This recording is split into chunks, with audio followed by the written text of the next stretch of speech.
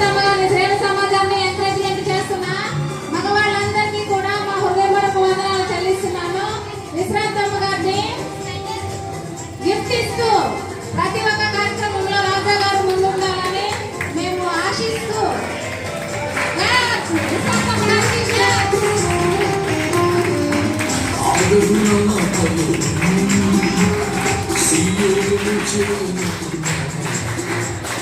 తర్వాత గూడూరు ప్రమీల గారు వాక్య పరిచర్యలో ఎప్పుడైనా మీ ప్రెషర్లో కూడా లెగిసి వాక్యం చెప్పమంటే నేను చెప్తాను